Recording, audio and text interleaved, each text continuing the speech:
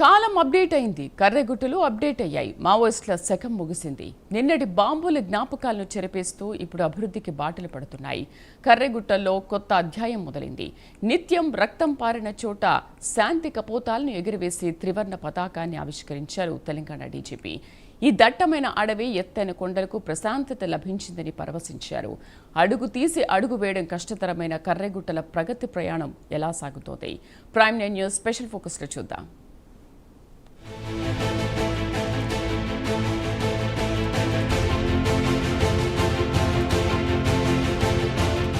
కర్రెగుట్టల్లో చరిత్రాత్మక అడుగు పడింది. ప్రకృతి అందాలకు నిలయం కాబోతోంది. తెలంగాణ రాష్ట్రంలోనే అత్యంత ఎత్తైన కొండలు కలిగిన కర్రెగుట్టలపైకి వెళ్లిన తెలంగాణ డీజీపీ సివి ఆనంద్ ఈ గుట్టలకు ప్రశాంతత లభించిందని పరవశించిపోయారు.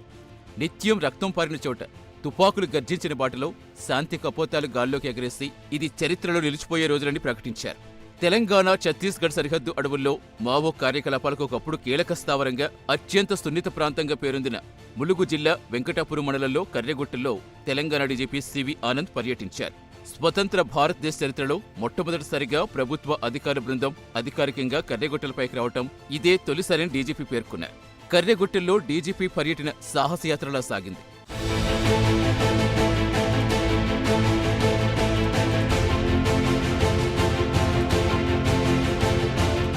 పర్వతారోహణంలో తెలంగాణలో ఎత్తైన కొండ డోలిగుట్ట. 964 మీటర్ల ఎత్తులో ఉన్న ఈ డోలిగుట్ట కర్రెగుట్టల్లో ఒక భాగం. ఎత్తైన కొండలు, మారుమూల ప్రాంతం కావడంతో గతంలో కర్రెగుట్టలు మావోలకు సురక్షిత ప్రాంతంగా ఉండేది. మావోయిస్టులు ఈ ప్రాంతాన్ని షెల్టర్ జోన్గా ఉపయోగించుకోవడంతో పాటుగా డెన్లు ఏర్పాటు చేసుకుని కార్యకలాపాలు సాగించేవారు.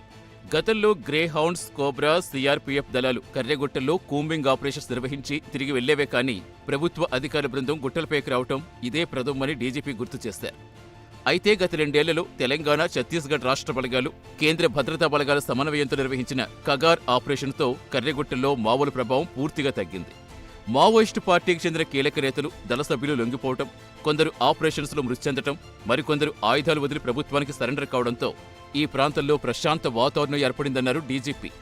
ఒక 50 సంవత్సరాలు కూడా అనుకోవచ్చు. అప్పటి నుండి అధికారికంగా ప్రభుత్వానికి చెందిన ఒక బృందం అనేది ఈ ప్రాంతానికి ఎప్పుడు రాలేదు. కేవలం మా గ్రే హౌండ్స్కి చెందిన దళాలు ప్రత్యేకమైన ఇన్ఫర్మేషన్ పైన వచ్చి కోమింగ్ చేసి వెళ్ళిపోయేది. ఎవరు కూడా ధైర్యం కూడా చేసేవాళ్ళు కాదు.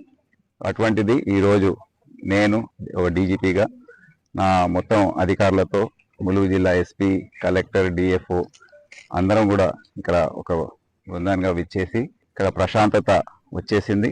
ఈ ప్రాంతంలో గత 2 సంవత్సరాలుగా జరిగిన ఆపరేషన్స్ ఏవైతే ఉన్నాయో, ఆపరేషన్ కగార్ కానివ్వండి, తెలంగాణ మరియు ఛత్తీస్గఢ్ రాష్ట్రాలు మరి కేంద్ర ప్రభుత్వం ఉమ్మడిగా కలిసి చేసిన ఆపరేషన్స్ వల్ల మావోయిస్ట్ చెందిన నాయకత్వం, వారి దళ సభ్యులు అందరూ కూడా దాదాపుగా సరెండర్ అయిపోయారు, లేకపోతే ఎన్కౌంటర్లో చనిపోయారు. మేము రీహాబిటేషన్ మరియు సరెండర్ పాలసీని చాలా జాగ్రత్తగా దాన్ని ఇంప్లిమెంట్ చేస్తున్నాం. కర్రెగుట్టల్లో ప్రస్తుతం ప్రశాంత వాతావరణం నెలకొంది. ఇంతకాలం భద్రతా కారణాలతో దూరంగా ఉన్న ప్రాంతంలో ఇప్పుడు అభివృద్ధికి అడుగులు పడుతున్నాయి. కర్రెగుట్టలపైకి ములుగు జిల్లా కలెక్టర్, ఇతర అధికార బృందంతో కలిసి చేరుకున్న డీజీపీ శాంతి కప్పుతలు ఎగరవేశారు. జాతీయ జెండా ఆవిష్కరించి ఆనందంతో మురిసిపోయారు సివి ఆనంద్. అధికారులతో కలిసి జాతీయ జెండా ఎగరేయటం ఎంతో గర్వంగా ఉందని, ఇది చరిత్రలో నిలిచిపోయే రోజని పేర్కొన్నారు. ఇంత దూరం దట్టమైన అడవిలో ఈ ప్రాంతంలో రోడ్డు వేయడం, గత 6 నెలల నుండి కష్టపడి ఇక్కడ సిఆర్పిఎఫ్, మళ్ళీ లోకల్ పోలీసు, ఆర్ఎండ్బి, మరి బార్డర్ రోడ్స్ ఆర్గనైజేషన్ వారు అందరూ కూడా చాలా కష్టమైన పనిని వాళ్ళు టేకప్ చేశారు. మట్టి రోడ్ ఇప్పుడు వేశారు. వచ్చే రోజుల్లో దీన్ని బీటీ రోడ్గా మారుస్తారు. ప్లస్ ఇక్కడ ఉన్న సరౌండింగ్ ఏరియాస్ని కూడా కనెక్ట్ చేయడానికి ప్రణాళిక సిద్ధమైంది. ఈ ప్రాంతంలో వచ్చి అందరితో సహా అందరం కలిసి ఇక్కడ జెండా ఎగరేసి నేషనల్ యాంథమ్ పాడడం అనేది చాలా గౌరవంగా ఫీల్ అవుతుంది. అంటే ఇది ఒక సంకేతం అన్నమాట. వచ్చే మంచి రోజులు బాగుంటాయని తెలియజేయడానికి ఒక సంకేతం. కర్రెగుట్టల ప్రాంతానికి రాకపోకలు సులభతరం చేసేందుకు గత 6 నెలలుగా అధికారులు తీవ్రంగా శ్రమించారు. వెంకటాపురం మండలంలో పామునూరు, మురుమూరు, జల్లా, డోలి, తడపాల వరకు సుమారు 33 కిలోమీటర్ల తెలంగాణ సరిహద్దుల్లో మట్టి రోడ్డు నిర్మాణం చేపట్టారని డీజీపీ తెలిపారు. ప్రస్తుతం ఏర్పాటైన ఈ రహదారి మరింత అభివృద్ధి చేసి రాబోయే రోజుల్లో కర్రెగుట్టల వరకు బీటీ రోడ్ నిర్మించే దిశగా చర్యలు తీసుకుంటామని తెలిపారు. రహదారి సౌకర్యం అందుబాటులోకి వస్తే 2 రాష్ట్రాల మధ్య రాకపోకలు మెరుగుపడడంతో పాటుగా ప్రభుత్వ సేవలు సులభంగా చేరే అవకాశం ఉంది.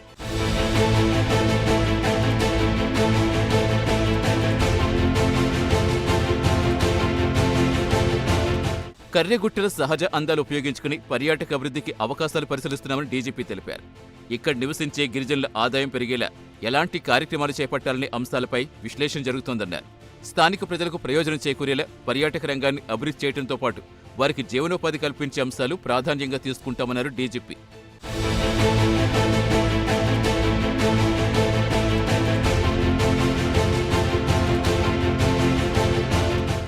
బాహ్య ప్రపంచానికి దూరంగా కర్రెగుట్టలపై నివసిస్తున్న పామునూరు గ్రామస్తులకు డీజీపీ సివి ఆనంద్, జిల్లా కలెక్టర్, ఇతర పోలీసు అధికారులు నిత్యావసర వస్తువులు, దుస్తులు పంపిణీ చేశారు. ప్రజలతో నేరుగా మాట్లాడి వారి అవసరాలు, జీవన పరిస్థితిపై ఆరా తీశారు. పోలీస్ శాఖ ప్రజలకు అండగా ఉంటుందని, మారుమూల ప్రాంతాల అభివృద్ధికి సహకరిస్తామని భరోసా ఇచ్చారు. అభివృద్ధి కార్యక్రమాలు ఏమేమి చేపట్టాలి, చుట్టుపక్కల ఉన్న గ్రామస్తులకు జీవన ఉపాధి కోసం ఏమేమి, వారి మంత్లీ ఏదైతే నెలకు వచ్చే ఆమ్దాని ఏదైతే ఉందో అది ఏ విధంగా పెంచాలి అనేది ఆ ప్రణాళికలు సిద్ధమవుతున్నాయి 2 ప్రభుత్వాల ద్వారా. అయితే వచ్చే రోజుల్లో ఇక్కడ అభివృద్ధి కార్యక్రమాలు, ఇక్కడ డిఫారెస్టేషన్ జరగకుండా రిజర్వ్ ఫారెస్ట్ కనుక ఏ విధంగా చేపట్టాలనేది, టూరిజం, ఇవన్నీ కూడా దానిపైన విశ్లేషణ అనేది జరుగుతుందని తెలియజేస్తున్నాను. మావోయిస్టులు లొంగిపోయాక వారి పునరావాసం, ఉపాధి, జీవనాధారం వంటి అంశాలపై కూడా ప్రభుత్వం దృష్టి పెట్టిందని తెలిపారు. లొంగిపోయిన మావోలతో ప్రత్యేకంగా సమావేశమై వారిపై ఏం చేయాలనుకుంటున్నారు, వారికి ఎలాంటి ఉపాధి కల్పించాలి, సమాజంలో సాధారణ జీవితం ఎలా కొనసాగించాలి అనే అంశాలపై చర్చించి వారికి హెల్త్ కార్డ్స్ అందించారు. ఇంకా మావోయిస్ట్ సెంట్రల్ కమిటీకి చెందిన సభ్యులు సహా కొద్దిమంది అగ్రనేతలు మిగిలే ఉన్నారు.